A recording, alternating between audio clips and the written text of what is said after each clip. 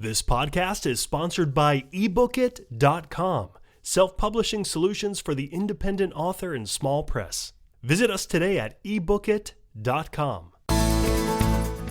Welcome to the Toastmasters podcast, the official podcast of Toastmasters International.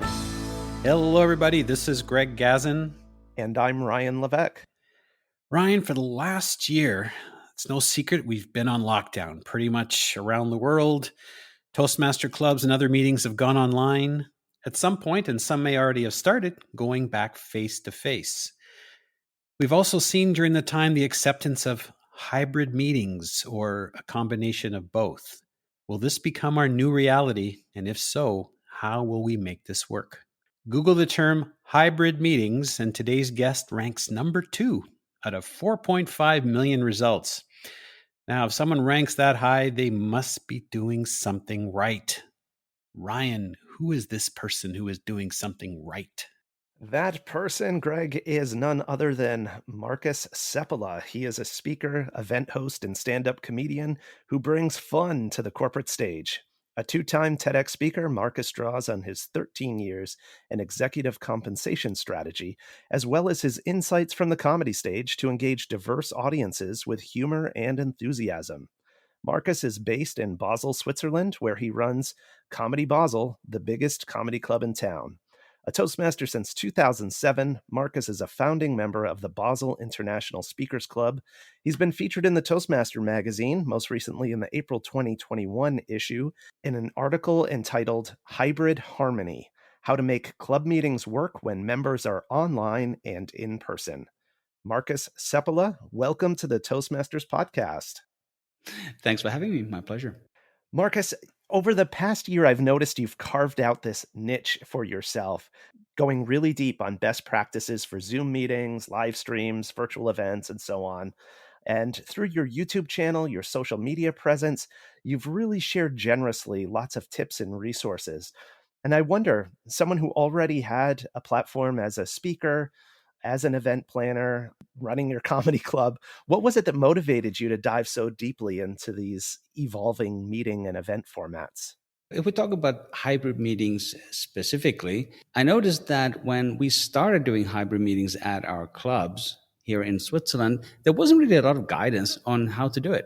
And I figured that if I can just teach a couple of people with my videos how to do it, I thought that would be quite useful for other Toastmasters members who are in a similar situation and non-Toastmasters members as well. I also really like making YouTube videos. I think for any speaker, it's an amazing platform to get your message out. And especially in a time when you don't have physical stages to be on, it's a great place to communicate and connect with people. The reason why I prefer YouTube videos is that there are much more opportunities to make money from it. You can only make so much money from podcasts. It's basically just ads and maybe some affiliate links, but YouTube has built-in monetization. So also for any speaker who wants to promote themselves and make some money on the side, I think YouTube is a great opportunity. So regarding these hybrid meetings, what does this really mean for clubs? And do you believe that this is going to be the new normal going forward, or once we get back to finding some sort of sense of normalcy? I think it depends on the club's individual situation. I'm not even sure that there is such a thing as a new normal, because I think it's much more important to think of what are the needs of the particular club members. So if you as a club can offer a hybrid option for your club members, I think that's only a win. And it doesn't have to be permanent. Let's say, for example, that during this year in 2021, we're doing hybrid meetings, and then in the future, maybe it's in-person meetings only. So I don't think there's anything definite about it. It doesn't have to be a final decision. I also think that now that people have gotten more used to working from home, maybe there's more appetite from the members for having an online participation option. So I would rather not speculate on what the future is, and I would rather say that as Toastmasters clubs, let's just try the different formats that we have available and see what their members like. Markus, I was just reflecting earlier. It was actually 2 years ago this month that I attended my first hybrid meeting. And that, of course, was before the pandemic. And it was at Greg's club, one of his clubs in Canada. I zoomed in from Massachusetts. And the draw for me was there was a guest speaker who was also Zooming in to participate in this meeting and to deliver a special presentation. At the time, I was quite pleasantly surprised at how smoothly everything worked with the technology. And I remember thinking, gosh, executing this is probably beyond the reach of most of the clubs that I've visited, but it sure would be amazing once technology and people's facility with it increases to the point that we could do these more frequently. And it looks like we might be getting there sooner than I had thought back in April of 2019. What do you see as the biggest hurdles that clubs face in attempting to integrate the technology? Let me say two things there. From a purely technical perspective, the audio is the biggest hurdle. It can be quite challenging to make sure that the online participants can hear the in-room participants and the in-room participants can hear the online participants. And that's also the most important thing, much more important than video. But it's pretty easy to sort that out so long as you make sure that all your audio is coming in and out through one device only, so that you don't have multiple microphones and multiple speakers in the room. So as long as you can sort that out just by disconnecting audio from all the different devices, I think you're going to be okay. I think the second hurdle is that people put too much emphasis on the technology, because you don't need expensive equipment. You can basically do a hybrid meeting with just a laptop, so long as it has a screen, a microphone, speakers, and a camera. And you can get started from there. And I think it's much more important for us to think about how do we communicate in this format and not so much on what is the technology, especially if some of the technology requires a bit of an investment. And I think it's also important to get over this idea that it has to be perfect. Like, it's not going to be perfect, and you will fail in your first and second and third hybrid meeting. Something will go wrong. I've run out of batteries. I've lost multiple connections because the internet wasn't strong enough. It's going to happen. You just need to start, basically. Yeah. To Ryan's point, back in April of 2019, we weren't necessarily looking at this as a hybrid meeting. We actually did it to accommodate our guest speaker, Freddie Doctorow. The meeting that Ryan attended was in Lethbridge, Alberta, which is 500 kilometers away from Edmonton, about 300 miles. We never realized that a year later, oh boy, look, now we're all going to be doing this. We were fortunate with our success. We have some fairly tech-savvy people in our group, and I have to offer kudos to a gentleman named Mark Hain in our club, who was the one that spearheaded this. We also had AV facilities in our meeting location, and we did have a few bumps along the way with interviews. But I also know there's some other clubs who made, we'll call it valiant efforts, but the experience was so poor that they decided to drop it. And as you already mentioned, a few of these people had trouble hearing. People seemed to forget that there were folks out in cyberspace. Mm-hmm. People at both ends couldn't see who was speaking. And then you really felt sorry for the newbie Toastmaster or the sergeant at arms or whoever was the techie person trying to keep this all together. So what I'm wondering is, you had mentioned sometimes it's as easy as putting together just on a laptop, and we'll talk about equipment in a moment. But what are some of the things that a club or individuals should start considering when planning, or if they're looking at going to these types of meetings? If you're going as just a guest or as a member, as just an attendee to other clubs that are organizing hybrid meetings, I would say observe what they're doing and steal their best ideas. I mean, share their best ideas. This is what we do in Toastmasters, right?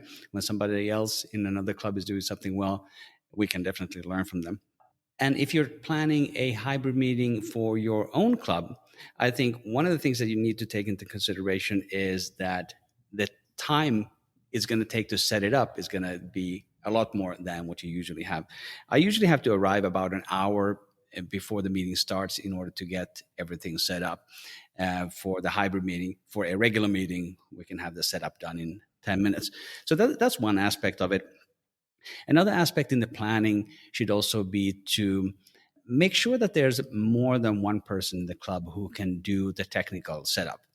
And this is something that I'm struggling with myself. I'm currently the only person doing the hybrid meeting setup, and very wise members in my club have pointed out to me that you should teach somebody else to do this as well, and those people are right. So really plan for it to be a team effort, and also plan for the unexpected.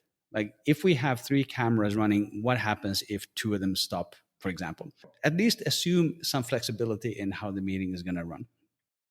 This is actually a really good reason to do this in Toastmasters specifically, because we're all about learning by doing and learning by failing. It's a safe environment where we can try out new things. And that's not only speeches, but it's also meeting formats and the technical side of it as well. That's a really good point. Some clubs may find this a bit of a challenge, but as we've seen time in and time out over the last little while, it's certainly worthwhile to be able to have these meetings, especially since we can't be physically face to face. Well, at least it's worth trying. And it could be that it's not a great fit for your club and your level of equipment or technical expertise. And that's fine too. You don't have to do it, but it's worth trying and see if you like it. And it could also be that everybody loves it, even though it's done with low-tech consumer level technology. And that could work as well. So just give it a go and see what happens. I'd like to circle back to equipment for a moment, Markus. I know you made the comment that a hybrid meeting could be conducted as simply and easily as with a laptop. I think a lot of clubs are going to want to take it to another level, but you start looking at microphones and cameras and tripods and compatible cables and so on, and there are endless options for each of these. What advice do you have for clubs on how to weed through the endless offerings and find equipment that's going to get the job done at an affordable price? So audio is definitely more important than video, and you certainly don't need a fancy camera to run a hybrid meeting. You can definitely start with the built-in laptop camera that you may have. And then it's quite easy to connect a second camera just from your phone. Just put your phone on a little tripod, log into the same meeting, same Zoom meeting from the same account, and you have a second camera. Just make sure to turn off the audio completely on the phone to just really disconnect the audio on the phone. Cameras, videos, not really that critical, but the audio component really is important so that you don't get echo between the different devices, and they're disconnecting the audio is absolutely key. I actually released a video on the day that we're doing this recording about how to avoid audio echo and audio feedback specifically in hybrid meetings. And that also shows our meeting location, Basel International Speakers. For the audio part, in the first few videos that I made, I used a $20 lavalier microphone that connects with a wire into the laptop. And that was for audio in. And for audio out, I use an old Bluetooth speaker that I got, I want to say 7 years ago or something like that. So you can probably get started with the equipment that you already have. Just make sure that all the audio in and audio out is routed through one device. In my case, it's the laptop. And you will find out as you start experimenting with it what kind of equipment you need. The solution that I have in my current hybrid meeting setup uses a conference speakerphone that just connects with either a USB cable or a Bluetooth connection into my laptop, and that works really well as well. Think more about what do you need the equipment to actually do and less about which specific products it is, because you don't need to spend money in order to run a decent hybrid meetings, and you don't need to spend a lot of money to run a great hybrid meeting. No, I feel really encouraged by that answer of like, wait, we really can do this. Absolutely. But let me give you the example of doing a hybrid meeting with just a laptop. We had a committee meeting for our Toastmasters club. I had it on the dining room table here in my apartment. I think we had 4 or 5 committee members here physically, and then we had 1 or maybe 2 committee members joining remotely. And the only technology we used for that meeting was to place a laptop on my dining room table. And we were able to see the 2 people in the online portion, and they were able to see us as we were sitting around the table.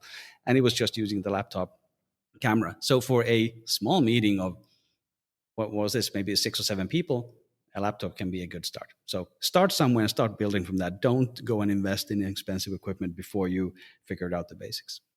So you've given us a little insight into some of the technology that you can use. And of course, we will put in the show notes links to the article and also some resources that you have. Just out of curiosity, what are some of the things, like off the top of your head, that you can think of that one should avoid or one group should avoid? Like, what are some of the big no-nos that you should right off the bat say, don't do this? One item kind of reminds me of what we were talking about before. Don't expect perfection. Like, don't go into the hybrid meeting expecting that it's going to work. Even after the 10th one, there's probably going to be something that's wrong. The other big mistake is to focus too much on the technology, because it's very easy to get bogged down with the technology. Whereas what we're actually there to learn is communication skills and leadership skills. And that relates much more to the content and what you're actually saying and how are you interacting, for example, between the online participants and the in-room participants. How are you making sure that you're engaging your audience in both places? So I would say don't focus so much on the technology, focus more on the engagement of the audience. And even if your video is a little bit grainy, that's not going to matter so long as you can deliver jokes and an inspiring message or a clear call to action. So focus on that, I would say. I actually released a pair of videos with hybrid meeting mistakes. The first of those videos was technical mistake or technology mistakes, and the other one was more communication mistakes. I know that people want to hear about the technology, but I think that people should hear more about the communication side. That's where I think we can do a lot of improvement. Sounds good. We'll be sure to put the links to both of those in the show notes for this episode. So thanks for tipping us off on that. Ryan, I'm sure you'll agree that Markus seems to be a pretty interesting guy. So let's talk a little bit about you, Markus. Why did you join Toastmasters and what's it done for you? I was speaking to my boss back in Brussels, Belgium in 2007. I was complaining that why doesn't anybody ever listen to me around here? And he said, well, maybe you should learn how to speak better. Join the Toastmasters Club. And I did in Brussels, Belgium. That was 14 years ago, and I've been enjoying it ever since. I'm still not sure if people actually listen to me, but that was the advice that I got from my boss. What'd you say? Yeah. Did you say something, Markus? But now, of course, I have the advantage that in my YouTube videos, I have data, and it has this audience retention graph, and it shows you second by second if people are still watching or if they're dropping out. So now I know for a fact that some people are. I think it's a great base for other types of communication activities, not only from the perspective of giving speeches, but also organizing meetings and leading meetings. I think Toastmasters lead great meetings with, a strict schedule, at least in my case, but we also have lots of jokes in there. And I do this exercise at the start of every meeting where I do thought of the day, where I ask everybody to take 20 seconds and just share one thought of the day. And this is a technique that I learned in Toastmasters, but I apply it in my corporate career as well. So I think we can get a lot of tips on how to run better meetings, but maybe this is an underappreciated part of Toastmasters. I think we can do more to bring our lessons learned from the organization into corporate life as well. Or the other aspect of that is that because I had quite a lot of experience organizing meetings, it made it much easier for me to start a stand-up comedy show. It made it much easier for me to run my own TEDx event, because you kind of get to practice these event management and running events in the Toastmasters context, and I found that really helpful. So there's a lot more than just public speaking that you can get out of being a member of Toastmasters. That's really great. So let's talk about the comedy club for a moment here. And what's the name of the comedy club again? I call it Comedy Basel. And I chose that name because it's a great keyword. When people are looking for a comedy show in Basel, Switzerland, they're probably going to type in Comedy Basel, and they will find comedybasel.com. Brilliant, brilliant. And I understand from a previous article you were featured in back in February, if I'm not mistaken, titled A Funny Thing Happened, How Toastmaster Markus Seppälä Found His Way into the World of Comedy. Your comedy club is actually not in a single physical location. It's at 3 rotating locations. And have you experimented with virtual comedy shows or hybrid comedy shows at all over the past year or so?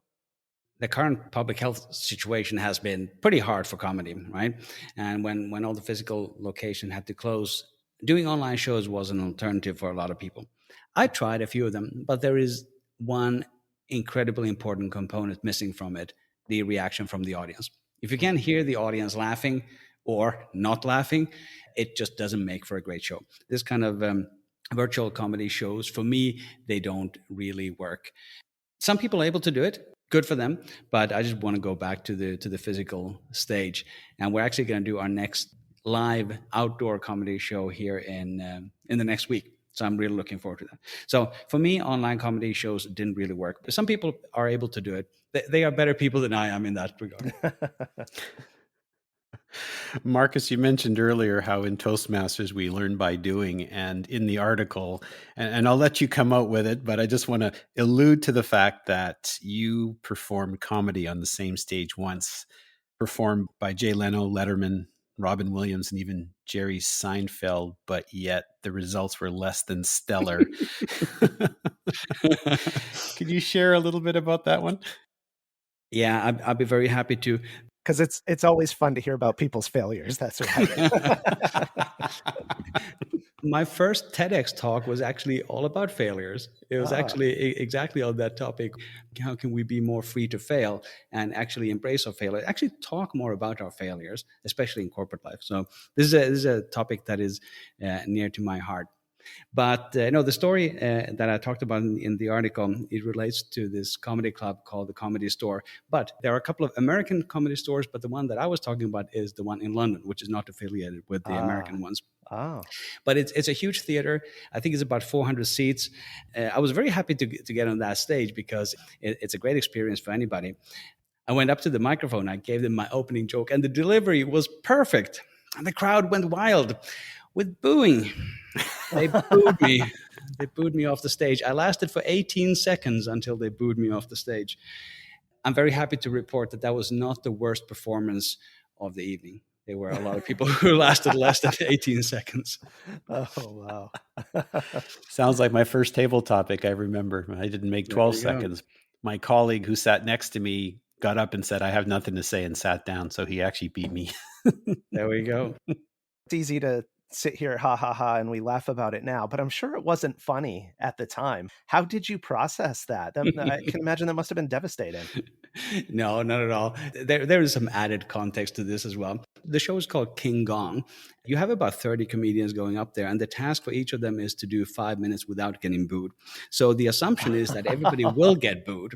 Okay. So it is a kind of a heckler show. And I think out of the 30 comedians that started, if I remember correctly, 4 were able to get through 5 minutes without getting booed off.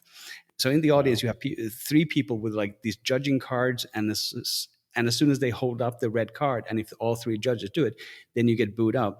But there's also a person on the stage who bangs a big gong, and that's when you know that your show is over. That's why it's called King Gong. It's a gong show. So getting booed off the stage was going to happen to almost everybody. That is just part of the fun. So it's just part of the format.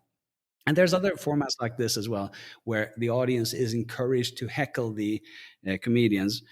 I went to one of those in Chicago, and you actually had 2 people on stage whose job it is to interrupt you and heckle you.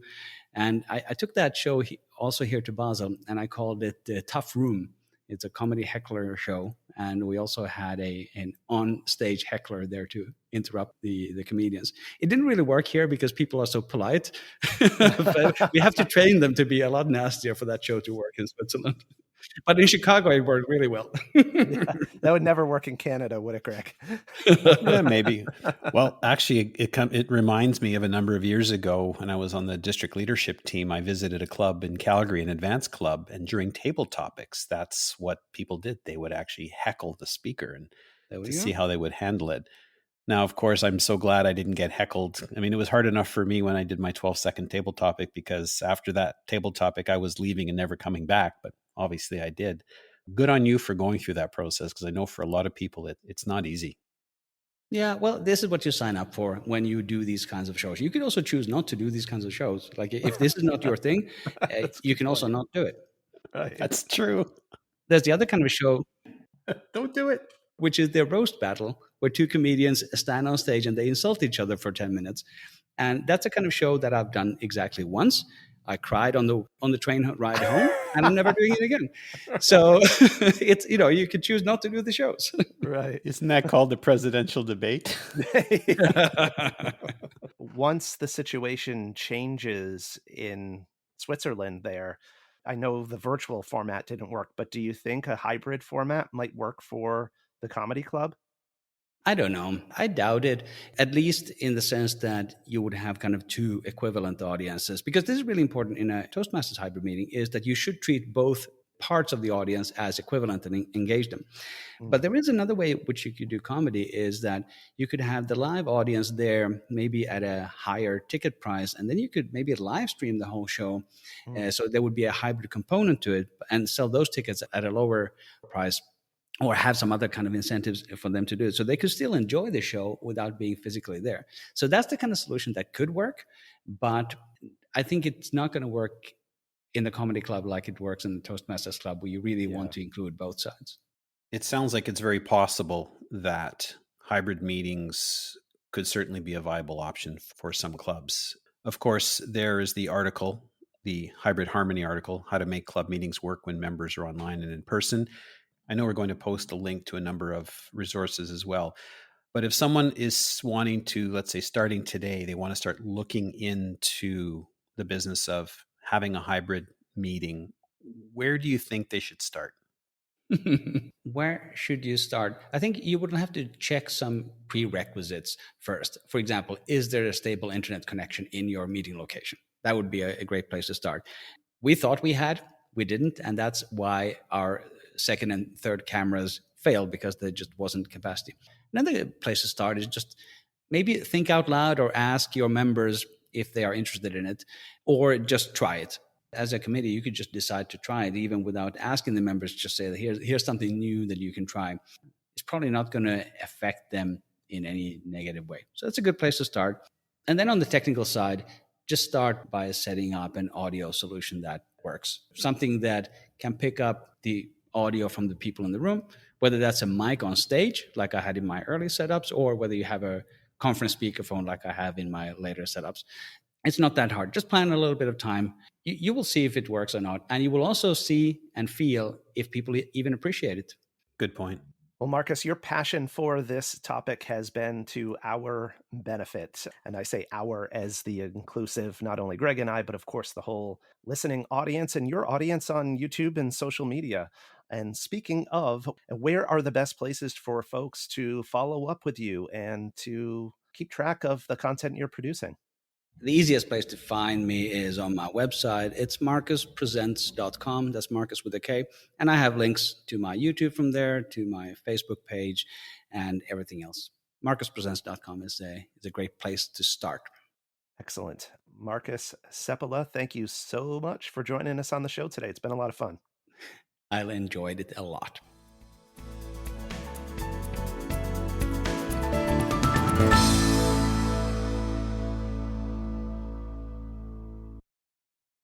Isn't it about time you published that book you've been thinking about? We can help with that. At ebookit.com, we've been providing authors and small presses with ebook publishing services since 2010. Visit us today at ebookit.com and let us know how we can help you.